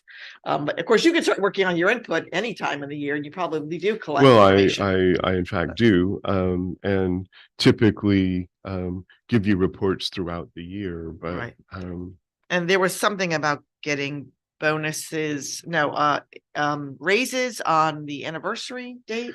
that's how we brought up. previously did it. And for your director, you've been doing that all along. So my anniversary of employment is November. And traditionally so what we used to do would be to have a 2-part sort of increase in salaries for employees. There would be, if we got the money, a COLA on July 1, and then anniversary of employment, we would consider a step increase. And for the director, that's kind of still how it works, although I didn't get a COLA at the sort of July 1 last year. You gave me, I think it was February I had my assessment, but officially it should have been November, so that if I were going to get an increase, it would be effective that day or that month. I don't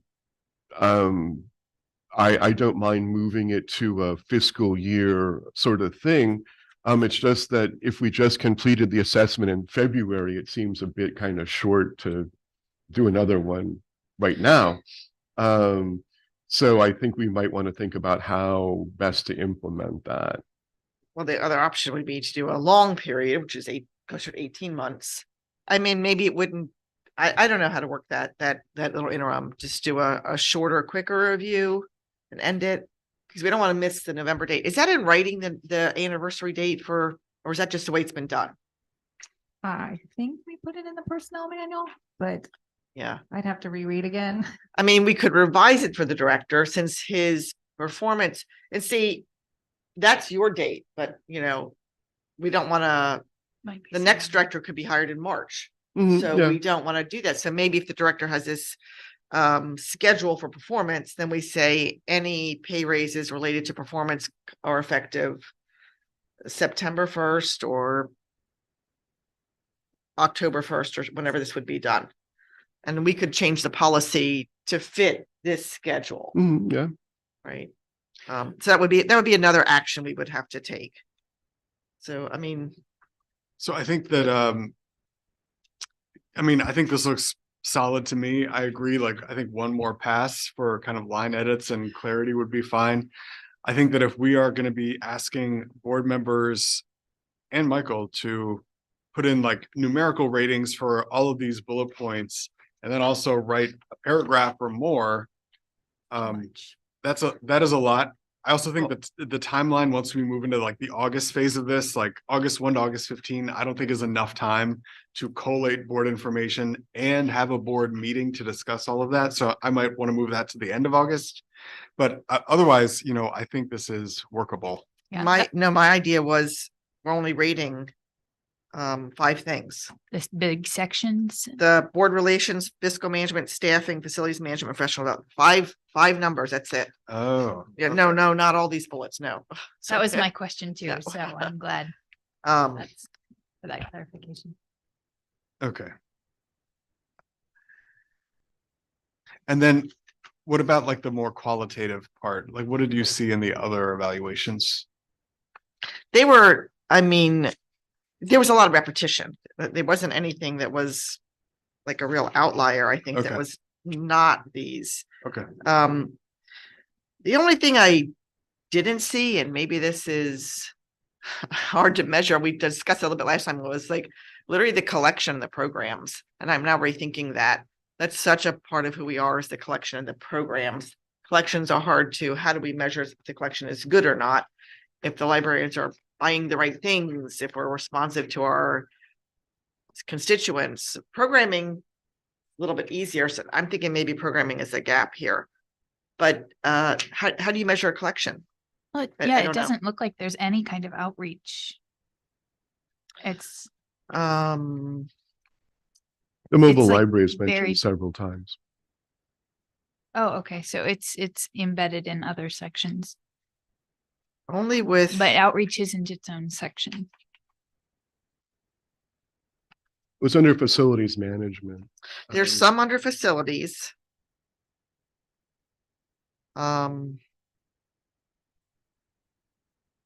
Yeah, you're right.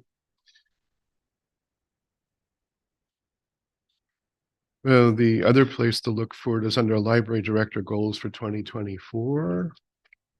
And you'll see that goal number 2, I believe, was to have a programming component because it's a library service. Mhm.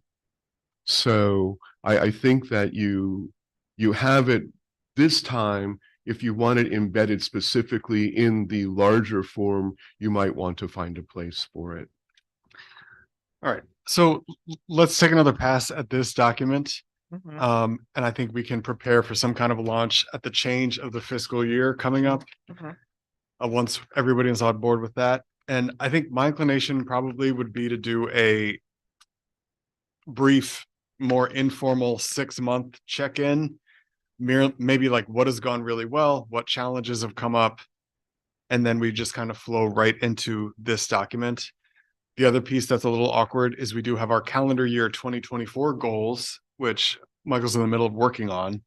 And so I think we'll have a little bit of a stutter step as we get the goals aligned with the evaluation period, but we'll be able to manage that as Yeah, well. I think we would have to revise that and make those revised goals for 24, make it a 24-25 annual, and then at the interim review, maybe go over these 6 goals with the director and see where we are. Some of it may be accomplished and drop off. I don't know. Yeah. Or just keep them as they are, but I would revise this document as a revision. I'm more hesitant about revising the goals out of like fairness to Michael and kind of like what we told him to tackle. No, I mean, basically the title. Instead of saying for 24, then now the director's goals Oh, for just stretch. July 1st to June 30th. I see. With his agreement, because it's not fair to change things but with agreement that this is still reasonable and doable. Okay. Okay. Any other thoughts And then about, issue it as yeah, revised. any other thoughts about next steps or how we should tackle this? Do people feel generally okay with the direction we're moving in? My only comment would be that, I'll go back to something I suggested a couple of years ago. I would like the rating to be a 5-step rating, not 1, 3, 5. Well, 1, it 2, is 3, 4, 5 steps. Those are just like points to tell you how it, I can spell it out. I mean, I can spell that out. I can change that 1, 2, 3, 4, 5. yeah. Yeah, I could do that. And Yeah. with verbiage to go. with Yes, it, yeah, which I I'll could, give you. yeah. Yeah, I could do that. All right, moving on. Okay, Let's so move on this to the is- next thing. Okay. All right, Judith, if you can take another pass, thank you. Absolutely. Please share it. We'll take it from there. Okay, let us talk as an action item about the asset strategies conversation we just had. We should consider their recommendation about taking half of that 1% overweight in small and mid cap funds and taking our cash and moving that all to domestic fixed. But this also might be an opportunity to talk about some of John's concerns and some of the information that he shared with us. I think that if we are really going to get in the weeds about our contracts and services, we may want to save that for a closed meeting session that we could have in the future. So I do want to be mindful about our open meeting context right now. But I think we can entertain a motion to adjust our allocations in the way that I described, or just have a general discussion at this point. Well, the way I see it, they put that out there for us to, agree to or amend or ignore. I think we need to deal with that in fairness to them. I will say that their proposal of cutting that overage by 50% was a little more aggressive than what I was going for, but hey, we're paying them a lot of money for an opinion. Do we agree with it or not? I was going to take maybe a third off the top. Hmm. They wanted 50% off the top. Yeah. And we're really talking but it's about, 50% of one. yeah, the Yeah, I mean, difference it's between the of small 17% and the cap 18, equity. it's 1%. It's 50% of the 1%. So it's not a huge amount. Yes. Yeah. So, I mean, I think we have such a wide variance that we're allowed to swing to. I don't know why we're worried about 1%. We're going to have doing this every single quarter. We're going to have doing this. And it costs us money to move. Remember, they're going to charge us to move this money. So we're right. They're going to charge us to move this money. It's a transaction. There's going to be a fee to it. So I don't know that I would worry about 1%. What if it's down 1% next month, Well, next quarter? I would just I don't know. remind everybody that he did a very good job of saying, if you're okay leaving it this way, Mhm. when the market moves in another direction, you have to be willing to suffer the consequences. If you take some of that off now and move it to fixed income, and the market moves against us as a whole, you have less exposure in that category, small and mid cap. So there's the dilemma. Are we okay being a little bit out on a limb with that category? Or would we rather not be so far out on a limb with that category? So I think to me, my North Star in this are our target allocations that we've established in the policy. And everything is very close on this document between the current percentage of the portfolio and the target. Like there aren't any huge gulfs. However, we do have cash lying around. And as a policy, we don't want cash lying around. Well, to which I would add, we have talked to them about that before, and it's still there. Hmm. So if everything is reinvesting as it is distributed as a dividend, the odds of there being something left on the table at the end of the reporting period is minuscule. Something declares a dividend, boom, it goes right back in. Yeah.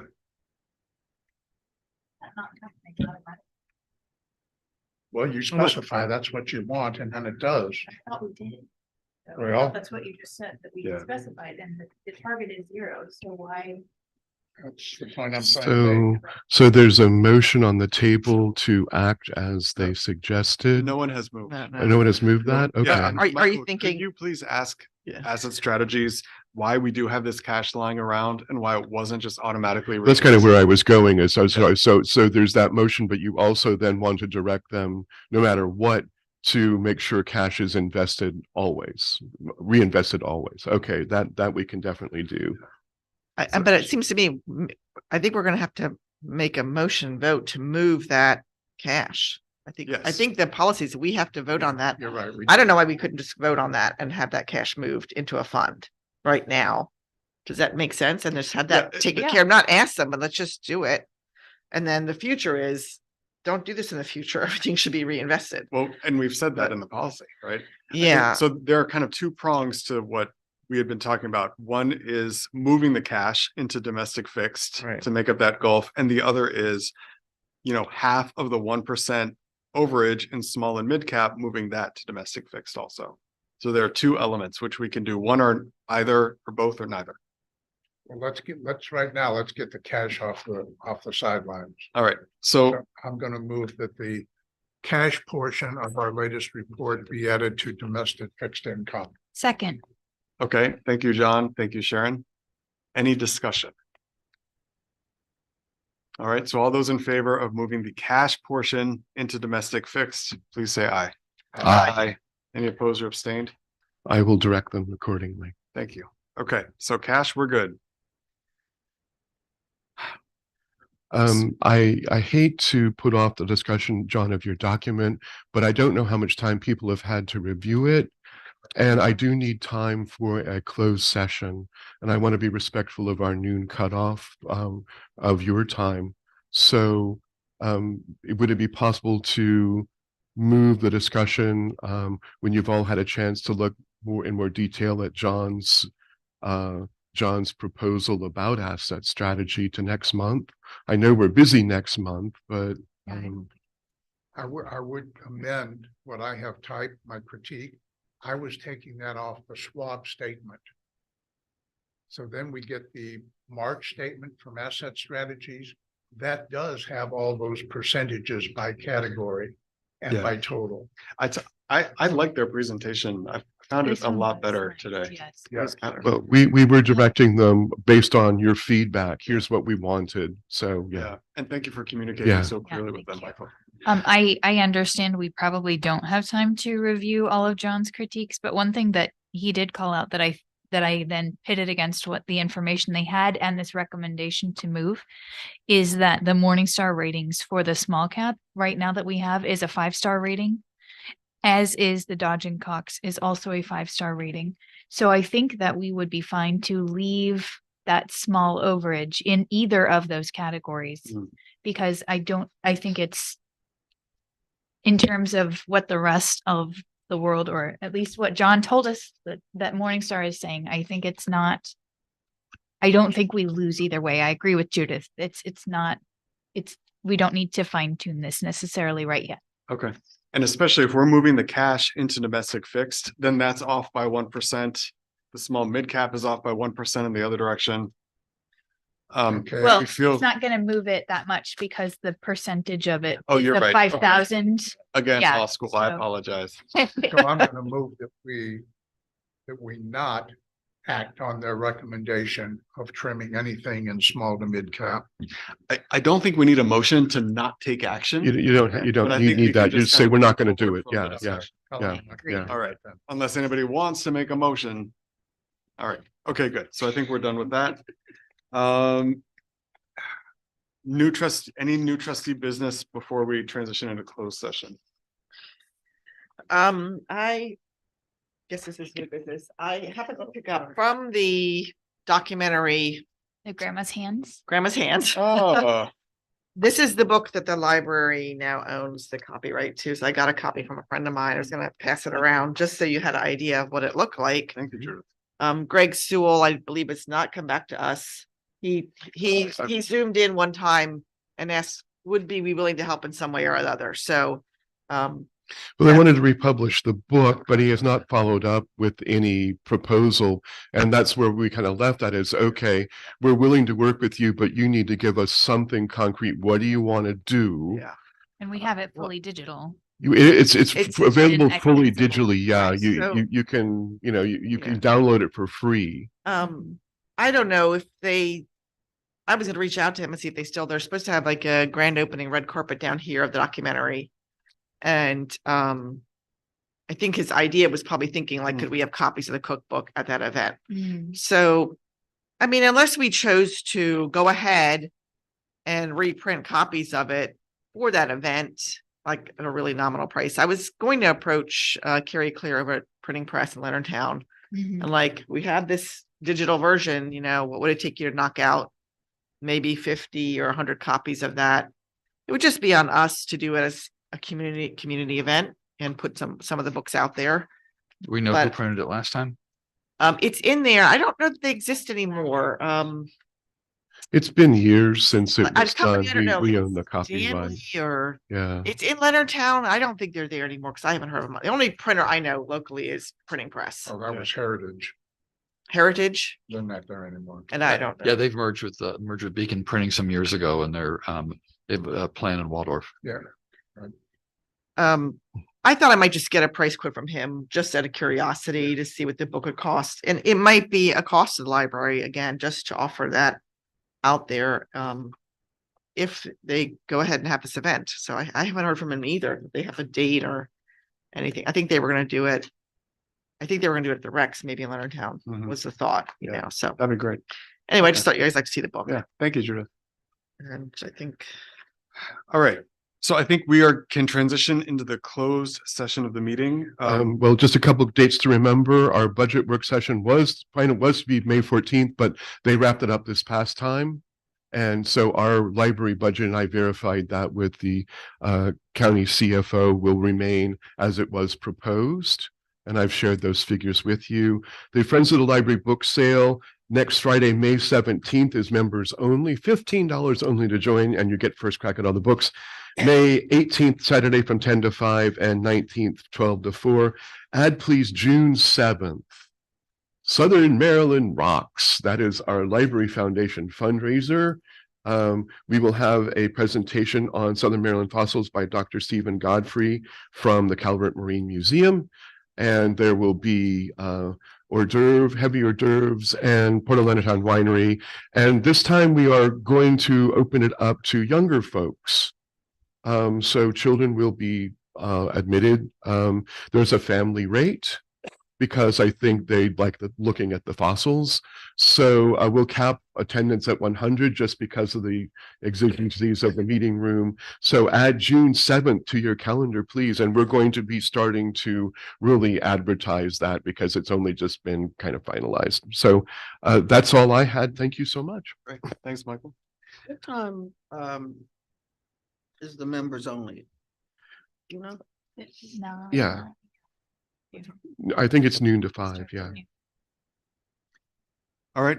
We are moving into closed session to address a personnel matter under section 3-305B1. And so we can entertain a motion to close the meeting. Move to adjourn the open session, move into closed session for discussion of a personnel issue. Okay. I second. Dorothy, thank you very much. All in favor of moving into closed session, please say aye. Aye. Any opposed or abstained? All right, we'll move into closed session. Thank you, everybody. Okay.